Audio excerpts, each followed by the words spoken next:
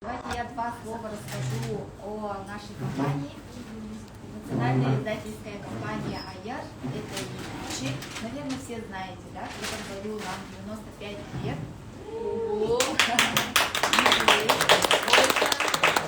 Солидный возраст. И в пятницу у нас, конечно, будет, в пятницу планируем юбилей. Да? Ну, это такой аккуратный будет, да. И мы решили вот каждую среду с нашими авторами, те люди, которые с нами сотрудничают, да, Алена с нами, я еще о ней расскажу, будем проводить вот такие встречи, ну, завтраки, да. У современного человека всегда нет времени, и вот полезное с этим можете соединить, да, с приятным. Покушать и в то же время послушать полезное сообщение. Один час планируем, да? И давайте представлю сегодняшнего нашего спикера, психолога, бизнес-психолога, эксперта в продажах, да? И замечательный человек. Я с Аленой давно уже, 19-го года знакома. Алена Шкулепа. Да, у нас сегодня будет супер полезная тема, для всех, мне кажется, актуальная, да? Как договориться. Полностью тему озвучит Алена. И это не только продажникам нужно, да, но и просто обычному человеку тоже важно. Я не представлюсь. Меня зовут Анисия Мустроева, я являюсь руководителем отдела рекламы для компании «Аяр» с этого года. Ура! И слово представляю нашей замечательной Алене. Ну, друзья, всем доброе утро. Говорить буду громко, чтобы слышали все. Привычка такая уже у меня есть.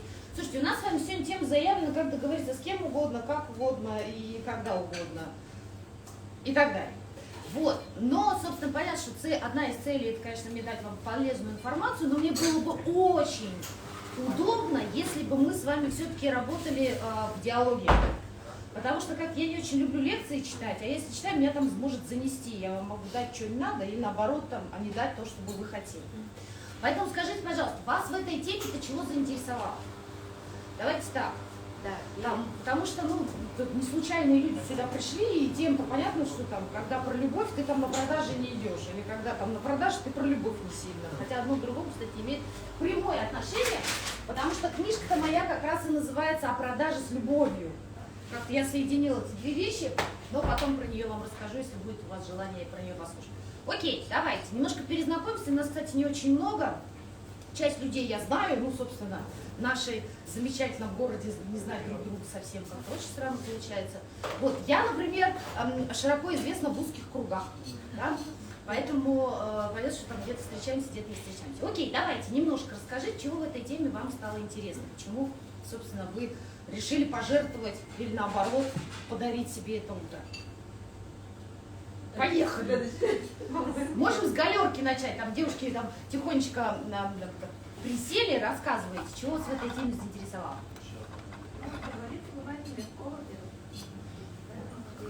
А с кем обычно договариваетесь? Вообще, со всеми же. Спасибо. С клиентом в частности. То есть вы из бизнеса, да? По работе.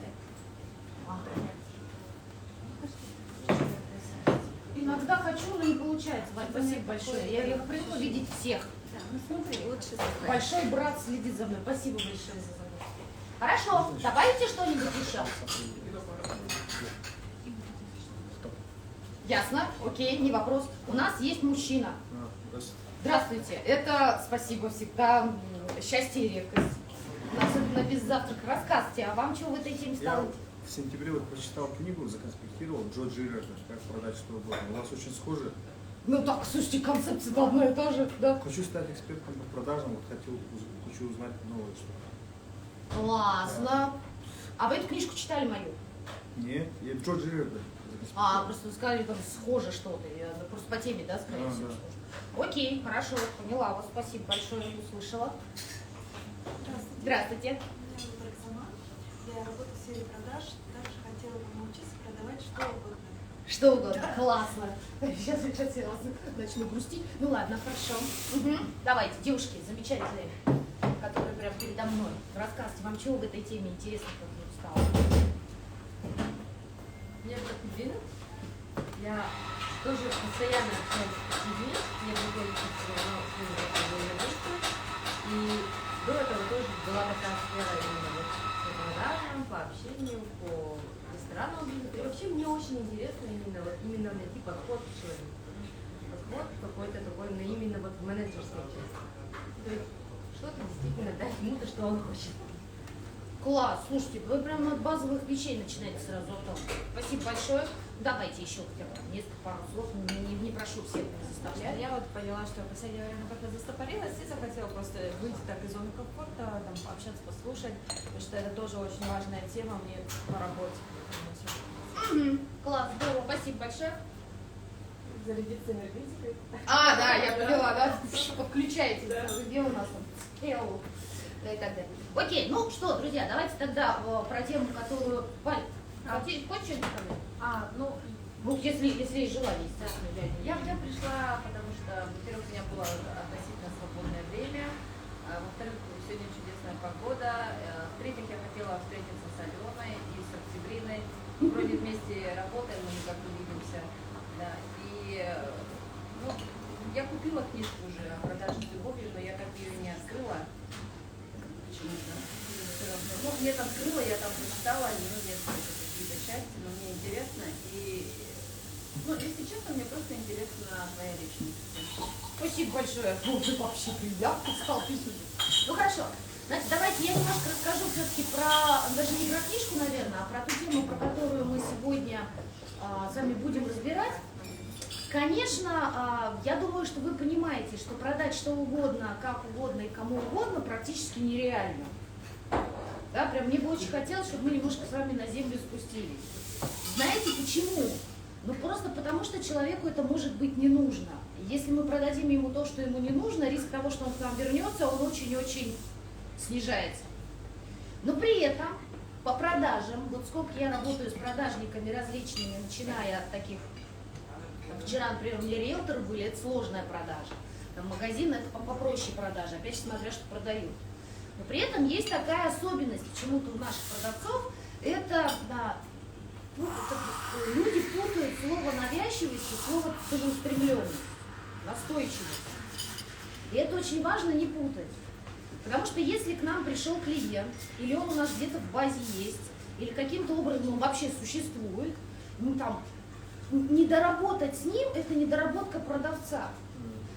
И у нас очень часто даже на уровне работы с возражением бывает такая интересная штука, когда нам говорят, ну слушайте, я подумаю. Мы говорим, вы идите думайте. Иди, дорогой. И человек довольно от нас, собственно, уходит, и на самом деле в большинстве случаев эти продажи случаются. Но давайте с вами по порядку. Собственно, смотрите, я когда эту книжку писала, я собрала все, что у меня в голове было по этому поводу. Понятно, что что-то было выдернуто из других источников, сказать, что я родила чего-то прямо, ну, то есть там изобретение какое-то сделала, конечно, нет. При этом это все-таки учебник, и для тех, кому эта книжка будет интересна. И, собственно, вчера тоже я прям с риэлтором, что-то мне вчера прям закусила, я что-то мотивационные речи не кидала. И при этом нужно очень четко понимать, прежде чем вообще в эту историю спускаться, когда мы идем в переговоры, вот сейчас про ту тему, про которую мы говорим, важно очень четко понимать, а мы зачем туда идем. То есть мы переговариваемся для чего? Вот от этой цели зависит, как у нас дальнейшие переговоры и сложатся. Потому что, конечно, книжка про продажи, не про переговоры. Переговоры более сложный процесс. Но если ты не знаешь базовых вещей, связанных с продажами, с коммуникацией в продажах, переговоры идти очень сложно. Переговоры дают, с одной стороны, больше свободы, потому что это долгоиграющая история, есть возможность накатить и так далее. Но с другой стороны, это, как правило, уровень ответственности выше, потому что там и ставочки-то повыше гораздо, да, все-таки мы не пакет молока продаем, хотя его тоже надо уметь продать. Поэтому первая задача, которая перед нами стоит, это цель. Ну зачем? Мы чего хотим?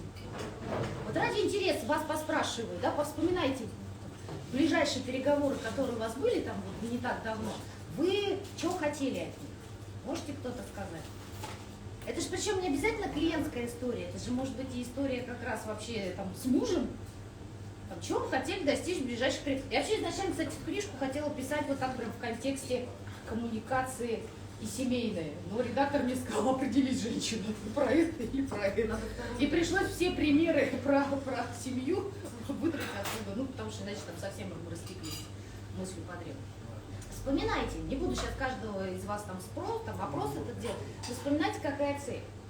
Например, я вчера тоже с ребятами разговаривала, говорю, слушайте, вы продаете зачем? Я говорю, ну, для денег. Ну, логично, правда? А в связи с тем, что это какая-то сложная конструкция, понятно, что вообще-то деньги могут быть в конце, а могут и не быть. Но если вы их захотите в начале, то вы можете очень активно накосячить просто по дороге. Потому что чем отличаются, кстати, наши российские продавцы, например, от западных, а в этом ничего удивительного нет, потому что мы отличаемся даже не по менталитету, а мы отличаемся тем, что там продажи существовали все это время, пока у нас был Советский Союз. И мы просто еще не доросли. Так наши, знаете, чем мы отличаемся от них? Мы ленивые. Мы реально, мы хотим очень быстрых результатов. Поэтому у нас работает коммерческая история, как продать все за секунду, как, не вкладывая денег, там, сделать маркетинговый план, как там, у нас вся эта там, фишка вот эта вот волшебная вся абсолютно работает. Кстати, классно, используйте это, тоже маркетинговая история. Хотите затащить человека куда надо, скажите, что он получит все. А вот когда он уже придет, это уже другой вопрос, что мы дальше будем делать и как мы эту боль будем удовлетворять. Потому что, ну, понятно, что мы не слева человека притащили, непонятно зачем. То есть первая задача — цель. Вторая задача, которую мы перед собой ставим, это стратегия. А чтобы выработать стратегию, нам нужно понимать, с кем мы разговариваем, о чем мы разговариваем. И самое главное, ну, одно из самых главных, это как мы разговариваем. Я тоже вчера воевала с ребятами, причем там, я просто работаю сейчас с одной компанией, в которой есть базовое обучение, то есть там девочки занимаются отдельно обучением. И по сути у них обучение частично строится на том, что я им рассказываю. Я каждый раз спрашиваю, говорю, вы же обучалку проходили? Говорят, проходили. Я говорю, вы что сделали? Ничего не сделали. Почему вы этого не сделали? Это, это основа. Я говорю, если ты не станешь ходить, если ты не можешь со стула встать. Да? И мы там, например, начинали говорить про один из таких методов воздействия в переговорах, в том числе, кстати, в книжке я специально это писала, мне очень понравилось, в свое время я в коучинге это узнала, про тоны голоса. Инструмент. Если мы занимаемся переговорами и продажами, скажите, пожалуйста, мы чем это делаем? У нас есть вообще два инструмента, которым мы это делаем. Это речевой аппарат и мозг. Если у нас что-то из этого отсутствует, ну нам в продажах, ну прям в таких переговорах, ну сложно, я не говорю, что невозможно, сложно, это все развивается, и самое главное, что этому можно научиться. Да? И разговаривать можно научиться, только это научиться надо. Да, там, все время говорю, ребят, слушайте, возьмите диктофон, просто проговорите там некоторые вещи. Будет вам благо. Вы хотя бы послушайте, как можно, в каких условиях, где чего, как говорить, где мы повышаем голос, где понижаем, где еще. Это не ораторское мастерство, ребят. Там, друзья, не путайте. Это вообще другая совершенно концепция. Потому что в ораторском мастерстве мы, как правило, разговариваем двумя тонами, максимум тремя. Но там другая история. Там и цель другая. Да? Я с вами все равно сейчас разговариваю не как переговорщик. Громче, поярче, потому что если я на переговорах как бы делать, я скажу, слушай, женщина, ну успокойся уже, сядьте и не отсвечивай, там, тебя слишком много. Это другая совершенно коммуникация.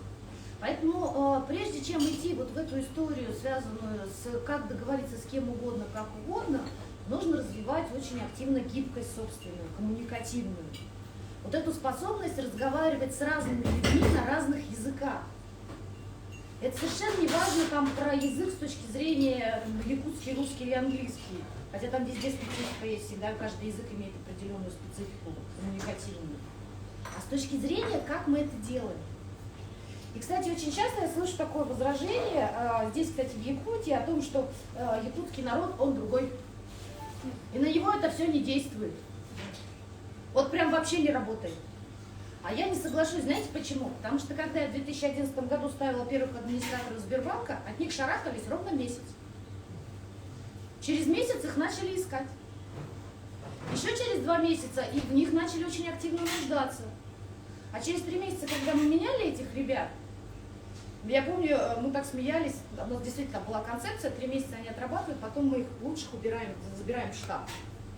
Значит, мне прислала заведующая филиала, говорит, смотри, какое, значит, нам написали жалобу.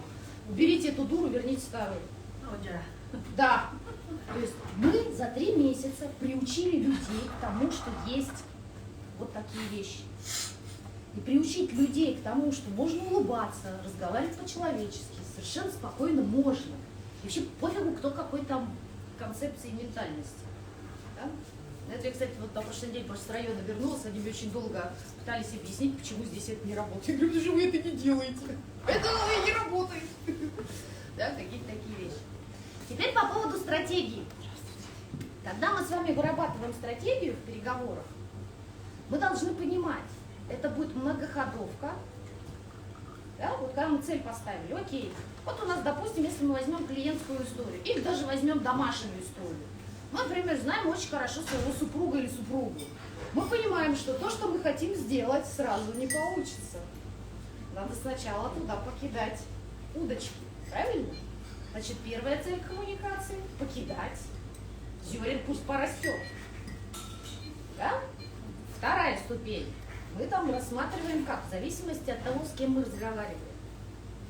В переговорах бывает ситуация, когда мы не знаем, с кем мы разговариваем. Правда? Пришли, вот, на тебе. Неожиданно. Как вы думаете, как можно выкручиваться здесь? Есть мысли на этот счет? Кстати, я тоже об этом писала. Я ощущение, что я вообще одно и то же самое сказала. Вот. Здравствуйте. Каким образом? Как вы думаете? Слушайте, чем кто в первый раз в жизни увидел, что делать надо? Спасибо, ну это... Кстати, можно и не улыбаться, потому что если человек сидит вот такой, и вы такая... Потом тоже, может, не очень там... Ну, не так отреагировать. У меня, кстати, были одни переговоры такие очень странные, когда человек просто шел мимо меня, до своего места. Я очень долго ждала, когда он вообще там посмотрит все, что можно, и потом наконец-то меня увидит. Это было очень странно. Да? Ну вот такая концепция тоже бывает, да? Окей, смотрите. Кстати, тоже в книжке про эту штуку я писала, это тоже не моя концепция. Я думаю, что вы слышали про это. Обычно на тренингах продаж об этом часто говорят, что в МГУ проводилось исследование про факторы, которые, там самые главные факторы, влияющие на эффективность коммуникации. Как раз переговорной, то есть там не домашняя история, а деловая история. И было выявлено 120 факторов, то, что влияет на эффективность.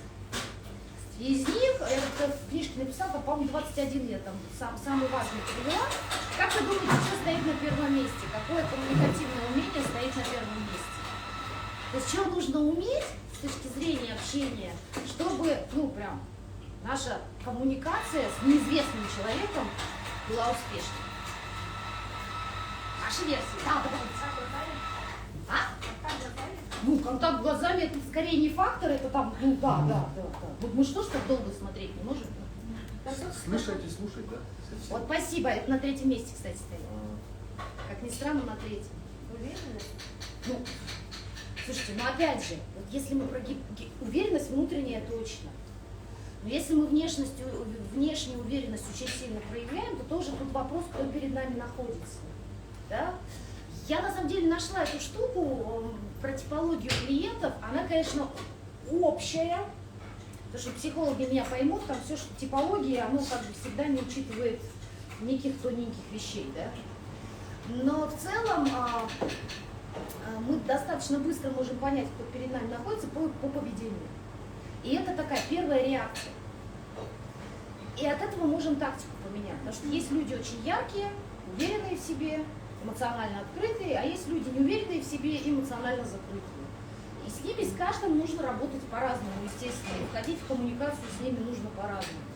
Да? Либо мы его как дорогого гостя встречаем, он такой, меня заметил, спасибо. Да? Либо мы его, собственно, вообще не отсвечиваем и ждем, когда он сам там пойдет на контакт, потому что мы его просто перепугать можем раньше времени своей активностью. Про уверенность в себе, кстати.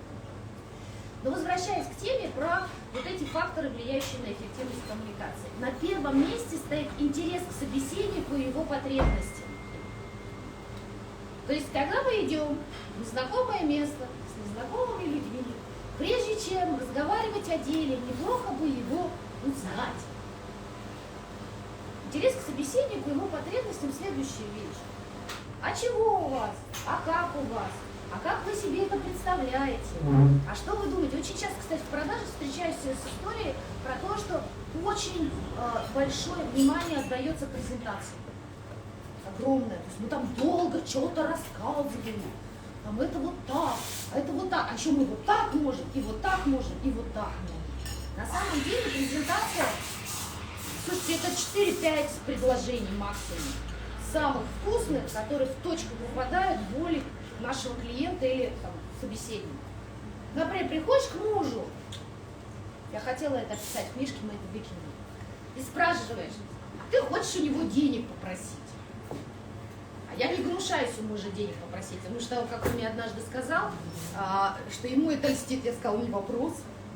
Что ж я буду тебе в удовольствии отказывать, и себе самое главное. Вот. Приходишь к мужу и говоришь, слушай, муж, скажи, пожалуйста, а ты бы хотел, чтобы тебе было хорошо и спокойно? И он сразу задает вопрос, сколько? Естественно, слушай, мы живем там скоро 24 года. Я говорю, ну слушай, вот я хочу у тебя денег попросить вот на эту штуку. Вот, естественно, он так. Я говорю, смотри, сейчас лежишь на диване, смотришь футбол, вот кто тебе в ухо не жужжит, а хочешь, чтобы было дальше так? Он говорит, блин, ладно, на. Презентация заняла копеечные. Понятно, что если мы с чужим человеком разговариваем, вряд ли это будет такая же там, риторика там, да? Поэтому что у нас происходит, когда это с чужими людьми? Мы сначала должны вообще-то много чего про него поузнавать, и только под это мы должны что-то предложить. А если мы с вами вспомним пирамиду потребностей господина Маслова, который Маслоу Абрахам, вообще там Авраам Маслов был когда-то, вот, то мы с вами там базовые вещи, поесть, попить и так далее, мы с вами чуть подальше, повыше, если посмотрим, то давайте с вами просто вспоминаем, чего человеку надо. Нам с вами чего всем надо? Ну, в целом. Только не про саморазвитие сейчас, пожалуйста, это прям высшего порядка. Безопасность нам важна. Это прям, ну, это база, я сейчас серединку возьму. Давайте. Не вспоминайте пирамиду, просто рассуждайте. Коммуникация, общение. Это тоже чуть побольше. Признание. Да, нам нужно, чтобы нас признавали, а это уж как раз. Частный капитал. Доход либо экономия. Мы хотим денег, ну что по-честному. Доверие? Но это скорее больше безопасности. Да. Ну только безопасность эмоциональная, психологическая, безопасность физическая нам очень важна. Давайте, что еще последнее? Самое интересное, сколько всем задают вопрос, все почему-то последним это называют. А? Любви. Любви это к признанию. Класс. Здоровье. Счастье, икигай. Нет, да, но просто это не очень достижимая история, потому что она у каждого своя. Комфорта мы хотим. Комфорта.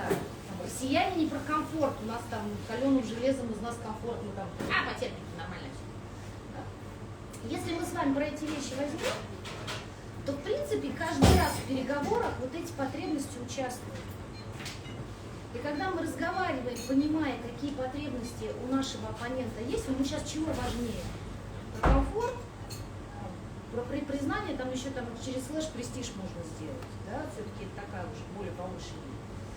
Тогда мы через это начинаем понимать, собственно, мы чего ему предлагаем и какую презентацию мы ему делаем. Да? Но это невозможно делать, если я не знаю, чего ему надо. Поэтому мы берем, садимся, разговариваем, здравствуйте. Поэтому, когда мы идем на переговоры, желательно, чтобы у вас все-таки была не минута, а чуть побольше, хотя бы 15. Да? Чтобы вы смогли друг другу как-то понравиться. Помните же, да, все, большинство, сколько у нас времени занимает первое впечатление? За какое время два незнакомых человека начинают понимать, что они готовы друг с другом общаться? Очень много говорите. Еще какие варианты? Ну, это совсем мало. 15 секунд. Там 7-15 секунд в среднем, от 7 до 15 по статистике. Вот, по телефону чуть побыстрее, прямо я бы сказала, в 2 раза быстрее по телефону, потому что там визуальный компонент. Конечно, у нас там вот это все никто не отменял. Конечно, встречают по одежке. Да, поэтому радуемся, ну, условно говоря, улыбаемся, ну так, скорее в нашей концепции доброжелательное выражение лица, нежели прямо улыбка такая. Потому что я помню однажды, я работала с кондитерской, утро, лето, красиво, ну правда, хорошо, и была очень позитивная девчонка, она сама по себе такая. И вот она, как пчелка, заходит женщина, достаточно взрослая, там 2 продавца было, значит, обслуживается у другого продавца. Потом разворачивается к этому счастливому человеку и говорит: а что вы так улыбаетесь? Я что, смешная такая? Я говорю: в следующий раз будешь думать, что ты делаешь. Ну, люди разные бывают, какие восприятия в том числе. Да? Поэтому, когда мы понимаем, кто перед нами, когда мы понимаем, чего он от нас хочет, когда мы ему презентуем вот это, вы говорите, как там, у нас же тема, как договориться с кем угодно, о чем угодно, где угодно. Вот вам концепция. Когда мы выбираем стратегию, о чем будем предлагать, а чего не будем предлагать. Но есть одна очень большая, прям прибольшая хитрость в этом вопросе. Это подготовка. Большинство людей, занимающихся переговорами, у нас, к сожалению, практически не готовятся к этому. Что важно в подготовке, кроме коммуникации, потому что понятно, что там, если ты там 5 раз по телефону себя послушал, не значит, что что-то принципиально изменилось, там, на это время надо, да, и опыт очень полезный, общение с чужими людьми. А что еще, как вы думаете, надо, прежде чем идти вообще вот в эту историю про переговоры? Ну, подготовку. Да? Ну, это да, это там базовые вещи, да, вы совершенно согласны, надо знать, что ты продаешь. А еще? Знать о человеке. Не всегда получается. И согласна. Когда ты знаешь о человеке, вот здесь, кстати, вот всегда есть такая очень тонкая вещь. Вот с одной стороны, это очень полезно знать, а с другой стороны, это очень опасно. Потому что это очень часто впечатление других людей. И ты идешь с впечатлением другого человека, ну, например, слушайте, этот мужик жесткий, вообще с ним разговаривать невозможно. То есть ты уже заходишь в состояние боевой готовности. Ты начинаешь с ним разговаривать, а он вообще нормальный, если что. А жестким он был, потому что тот зашел не так. За эти 15 секунд создал не то впечатление. Да? То есть, ну, я честно вам скажу, я раньше, когда все эти вещи делала, я всегда готовилась, узнавала о человеке. Потом пару раз, конечно, когда я поняла, что для меня это скорее минус, я такая: не-не-не, ничего, не хочу ничего знать. Единственное, что я хочу знать, как зовут и какая должность. Потому что, ну, у нас народ пафосный, бывает. Неплохо, знаете, как начальство надо знать в лицо, поэтому там неплохо, ну, какие-то такие вещи. Еще чего думаете нужно для подготовки? Знать примерно, как ответить на примерную схему сделать для себя, что ответить на Возражение. Абсолютно согласна. Спасибо вам большое. Даже, ну, там, прям повыписывать, какие возражения. Я всегда компаниям рекомендую: создайте, пожалуйста. Замечательно. Есть WhatsApp-группы, список, и у вас есть возражения. Пусть у всех будут эти инструменты, потому что, ну, чаще всего, если мы про продажи говорим, это типовые возражения, потому что к конкретному продукту имеет отношение. А в целом это можно подсоздавать. Потому что как только у вас появляется вот эта подготовка, самое удивительное, что возражений не происходит. Потому что, видимо, вы что-то лицом транслируете, что там железобетонно, не влезай и убью. Ну, условно говоря, конечно, как раз вариант. Вот такие вещи у нас, собственно, вот эти вот базовые штуки, которые нам позволяют договариваться. Но при этом бывают переговоры, которые кажутся уже совсем провальными. Бывает же такое? Как мы к ним, как вы думаете, надо готовиться? То есть ты прям идешь и понимаешь, что идею, которую ты хочешь продвинуть, она, скорее всего, ну, почему-то она у тебя есть. Почему-то тебе очень... А? Запасной какой-то вариант? Да, во-первых, запасной вариант, во-вторых, надо всегда продумать многоходовку. Через кого еще, через как, то есть агенты влияния. Мы начинаем выстраивать стратегию. Я помню, когда мы в Москве учились, это прям моя личная гордость, мы, значит, учились переговорам и учились как раз прорыв через секретаря. У нас там сидело 20 тренеров, поэтому у меня, собственно, там Нас сидел человек 30, потом нас 10 выбрали в пилотный проект, я туда попала, мне кажется, из-за этого я туда попала, прям, ну, понятно, мое достижение. Надо было прорваться. То есть я там думаю, господи, как разговаривать с этой женщиной, мифической, неизвестной. Вот, оказалось, что надо по-человечески. Собственно, это помогло, правда, когда меня переключили на генерального директора, и тут все закончилось, потому что не было никаких заготовок. То есть мы тогда осматривали агенты влияния, кто может еще про это рассказать. Да? Потому что очень часто, например, в переговорах, если мы про деловые переговоры, секретарш игнорируют. А весь персонал обслуживающий – это люди, которые могут дать информацию, это люди, которые агенты влияния, это люди, которые вам создают сарафанное радио вокруг лица принимающего решения. И вы идете с секретаршей и знакомитесь. Не зря ж, помните, в советских фильмах все время там шоколадка. Да, там открывает, а у нее там уже все упаковано в этих шоколадках. Понимаешь, что сейчас время, когда шоколадкой одной не отделаешься? Потому что, скорее всего, человеческим отношениям гораздо больше, потому что очень часто игнорируют этих людей. Они люди, которые много чего могут сделать. Поэтому, пожалуйста, ни уборщиц, ни сантехников, ни охранников, это все люди, которые нам там, могут в какой-то степени помочь. Да? И самое главное, что они очень благодарны, потому что наконец-то хоть кто-то их заметил. Это люди, как раз, которые особо не замечают. И там мы начинаем выстраивать вот эту стратегию, кто нам еще может помочь.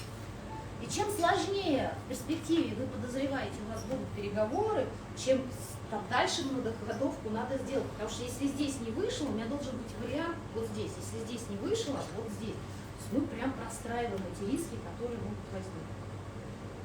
И это очень важно. Ну, слушайте, а дома мы так не делаем иногда. Сейчас я сначала маму подготовлю к этому вопросу, свекру. Со свекром переговорю. Совсем, а потом буду уже разговаривать с тем человеком, которого, собственно, зависит, что мы дальше будем делать. Очень много таких, там, девушки, мы так делаем. Просто, смотрите, у нас иногда, знаете, какая история получается? Что мы с вами, вот наши личные, как сказать, умения, которые мы в бытовой жизни имеем, почему-то, когда мы выходим за рамки, деловую историю, мы почему-то их упорно игнорируем, кажется, что там прям по-другому совсем. Однажды у меня была такая девочка, заработала я с такой девочкой в Ленском районе, как сейчас помню, это же имя помню, Женя, которая была шикарным администратором, она со всеми разговаривала, она разруливала конфликты, вот, ну, класс. Девушку заметили, решили повысить. Повысили ее в отдел продаж, который занимается продажами на предприятии. Что придумала всем в голове эта девочка? Это же предприятие. И она, значит, вот таким образом очень красиво рассказывала презентацию. Продажи никакие. То есть она свой ресурс, который у нее был, в коммуникации, в простоте, в адекватности, она взяла его и грохнула, потому что она решила, что это же предприятие. Слушайте, а на предприятиях не обычные люди работают, которые об этом рассказывают? Те же, которые к вам приходят. И мы с ней прям из нее выдирали вот эту вот мысль о том, что надо сейчас быть прям совсем вот такой всей приличной женщиной. И сделали ее опять там, неприлично теплой, как она, собственно, и была. И оказалось, что все гораздо проще. Поэтому, девушки, вот те, кто там, например, думает, я не очень умею, вы просто вспомните, что вы дома делаете. Иногда так приходят люди и говорят, слушай, у меня дома все получается, на работе нет. И на работе получится, расслабьтесь. Все станет гораздо проще, когда вы расслабляетесь. Поэтому вот. Что еще важно в переговорах? Ну, собственно, про коммуникацию я вам уже рассказала, про потребности рассказала, про типологию бы хотела вам рассказать, если вам интересно. Ужасно, что я к вам попой стою, ну, честно. Вот. Смотрите. Я нашла эту типологию, это, конечно, она основана на эмоциональном интеллекте. Тоже там не мое личное изобретение, мое только в том, что я там имена этому всему дала, но просто мне так легче типологизировать. Образ просто ассоциативно возникает. Когда мы можем человека внешне, в принципе, понять, по крайней мере, даже не то, что понять, а выбрать тактику с ним поведения в зависимости от того, как он себя ведет в поведении. И у этого есть два вектора, вот то, что я о чем говорила, эмоциональная открытость, либо эмоциональная закрытость. И неуверенность в себе, либо уверенность в себе. И отсюда рождаются 4 типа. Эмоционально открытый, уверенный в себе человек, я его назвала звезда. То есть яркий, сочный, громкий, очень уверенный в себе, который, ну, слушайте, даже если не специально, этот человека невозможно пропустить. Да, они даже так заходят, ну, как бы не то, что прямо они там, да, там, спасибо моим родителям, что они дали мир у меня, но ну, вот у них как-то так все время получается привлекать внимание. Да, к себе. То есть они либо одеваются как-то, либо ведут себя. Вот как с таким человеком начать общаться, вот, когда мы, допустим, там, не знакомы с ним и только его впервые увидели? Давайте. Делать комплимент? Ну, конечно, слава богу, ты пришел. Да, то есть мы его завоевываем через то, что мы его завоевываем, потому что он все делает для того, чтобы его заметили. Сразу переходить на «ты», да? Нет, Нет, да. сильно зависит от образования звезды. А Если это звезда из интеллигенции, она скажет, что это? У меня был такой эпизод, кстати, я потом там сама себе улыбалась, думаю, почему я так среагировала. Ну, это другая плоскость. Когда приехала девушка из Москвы, а это моя собственная была тренерская концепция, я со всеми на «вы» разговариваю. Потому что как-то, во-первых, мы здесь в глубинке, это не московская история, а когда туда приезжаешь, уже там, ну, все на «ты», и ты на «ты» как-то совершенно спокойно. И она приехала из Москвы, она такая говорит, слушай, я вообще не привыкла выкать. Я говорю, я тыкать не привыкла. Я как раз и отъехала вообще абсолютно. Ну, то есть вот очень контекст надо учитывать всегда, где мы, чего мы, как мы. Да? Потому что иногда же бывает, там в сервисном обслуживании пишет, иногда в ресторанах, в этих там обращаться на «вы» к клиентам в любом случае, даже если это подросток или ребенок даже. Но как с детьми у нас не очень получается, потому что у нас дети смотрят, как они понимают, с кем разговаривают сейчас. А с подростками, кстати, да, и это очень на контакт вызывает, как это ни странно, потому что как-то все к нему... А подросток, он чего думает? Что он взрослый. Это мне нравится, там, не знаю, слышали наверняка эту концепцию, спросите в разном возрасте у ребенка, взрослый он или маленький. И он в 3 года считает, что он взрослый, в 7 лет он считает, что он маленький, в 12-13 он опять считает, что он взрослый, а лет в 16-17 он такой, не, я маленький. И потом вот эти вещи по-разному. То есть лет в 12, там, условно говоря, подростку на одного обращаться. И мы встречаем его, естественно, возвращаясь к звезде, комплиментами. Но мы ни в коем случае не имеем права вести себя с ним так же. Почему? Конечно, 2 звезд на одной территории. Это невозможная история. То есть если во всех остальных типах поведения мы зеркалим клиента чаще всего, потому что это как раз позволяет нам выйти, да, как НЛПисты говорят, на рапорт, вот этот контакт. Да? Знаете, что такое рапорт? Рапорт – это когда мы, инструмент, когда мы устанавливаем максимальный контакт.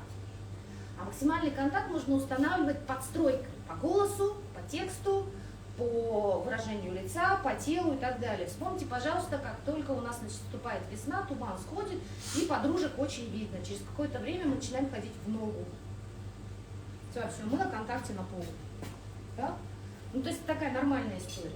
Просто есть такой инструмент, это уже такой на уровне влияния подсознания, когда вы зеркальте клиента. Я так переговоры я не в районе выиграла. Ну как выиграла? Не сильно-то я там прям соревновалась, чтобы выигрывать. Но там девочка активно сопротивлялась. Кстати, в ресторане это была тема, я у нее помещение хотела на халяву снять.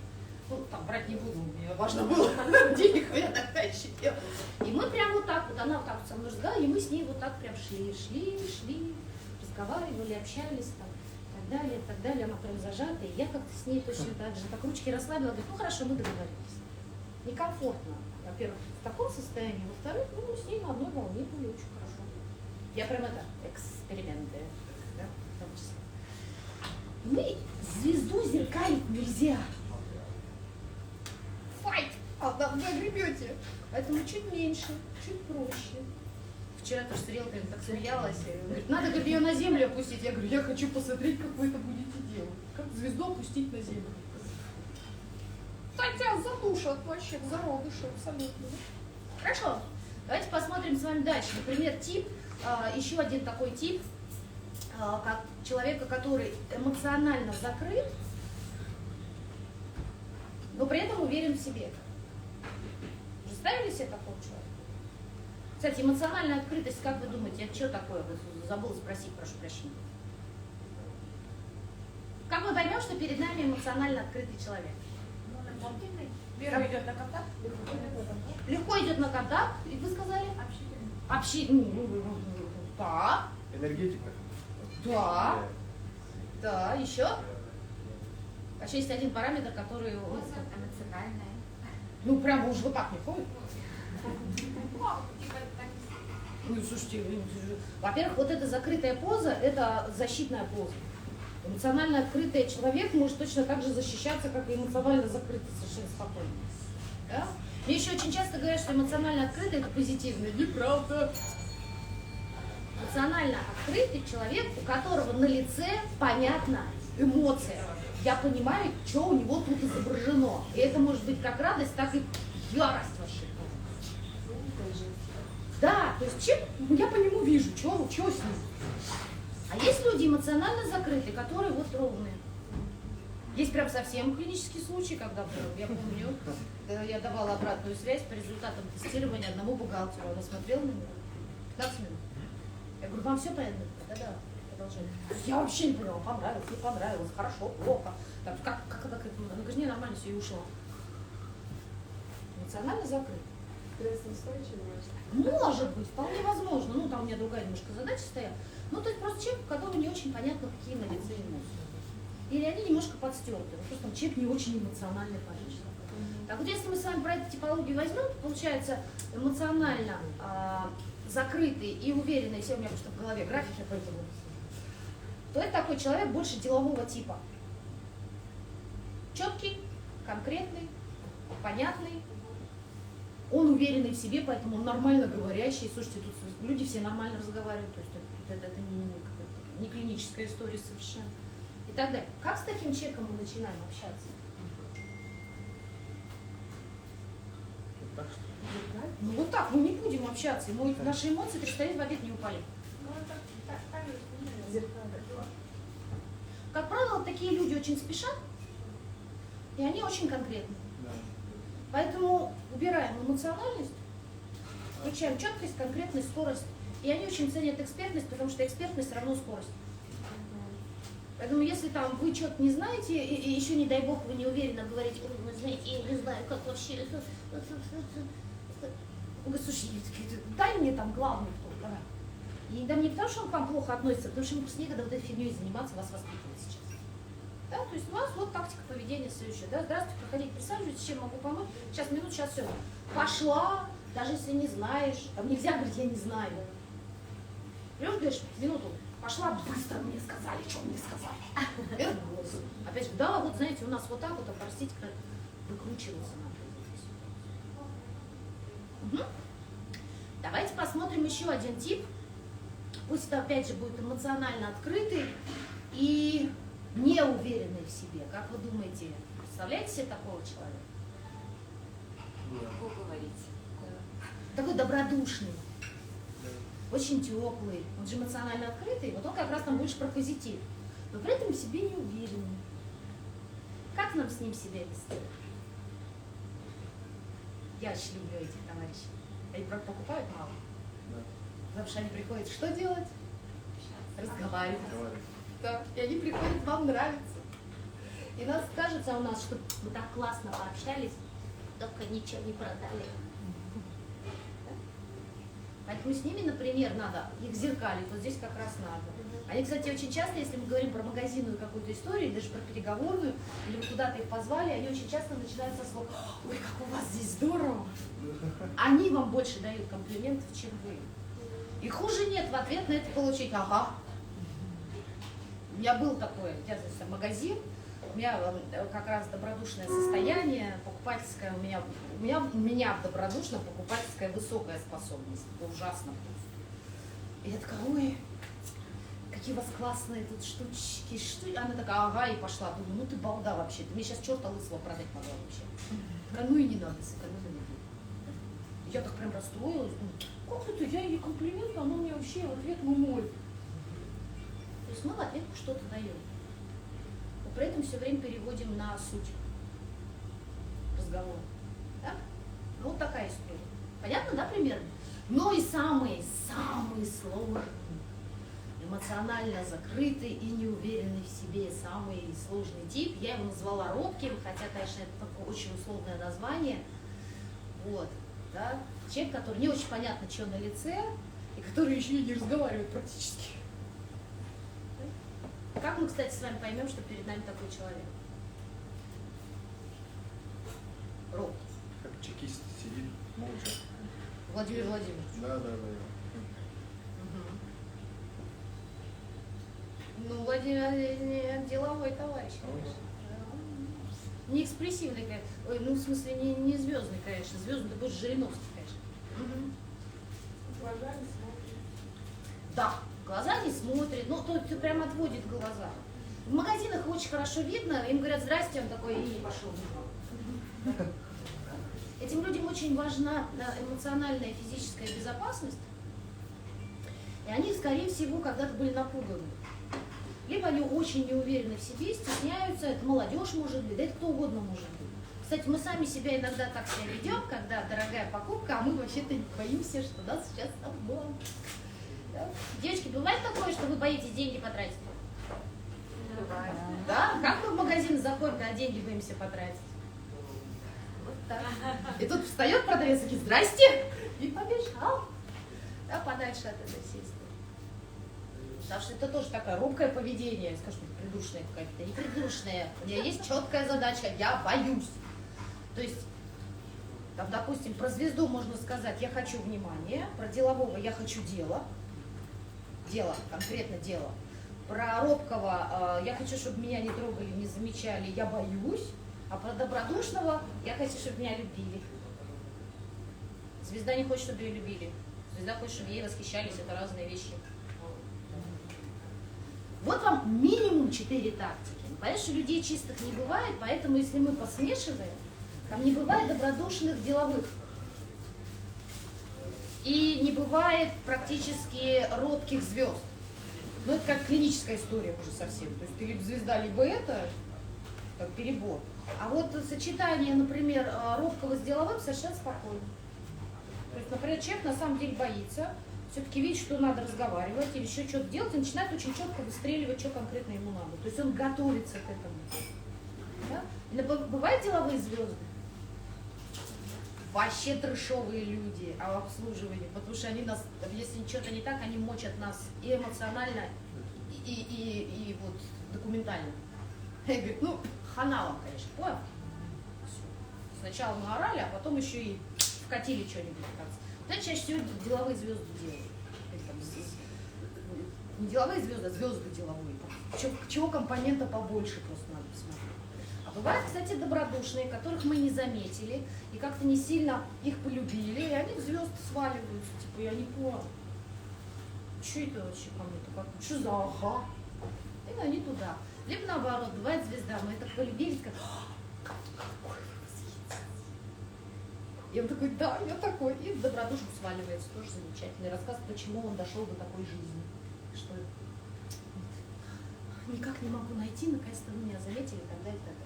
Ну и то же самое там, с добродушно-робкими. Они туда уходят при условии, что мы там доверие им оказали. Кстати, как себя вести-то с робкими товарищами? Лучше не трогать их. Да, ну то есть мы даем им возможность как-то освоиться. Я обычно всегда притворяюсь, что я что-то делаю очень важное, но просто так, добрый день, и копаюсь. И когда он застывает перед чем-то, я уже подхожу и говорю. Именно для них делаем вбросы. Со всеми остальными. То есть даже с точки зрения коммуникации, о чем мы разговариваем с этими людьми, со звездой мы разговариваем о нем, с деловым о деле, с робким мы разговариваем о товаре, там, ну если там товарная какая-то история, обо мне, ну то есть не о нем нельзя разговаривать, он не очень готов личные вещи дать. А соответственно с добродушным мы разговариваем о нас. Пойдемте вместе, давайте порешаем. Какие-то такие объединяющие очень вещи мы с вами. И вот таким образом завоевываем доверие.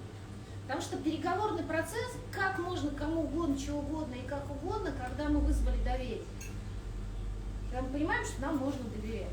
И есть такой парадокс в продаже, что продаешь тогда, когда не продаешь. То есть когда нет этого, не видно, что ты делаешь.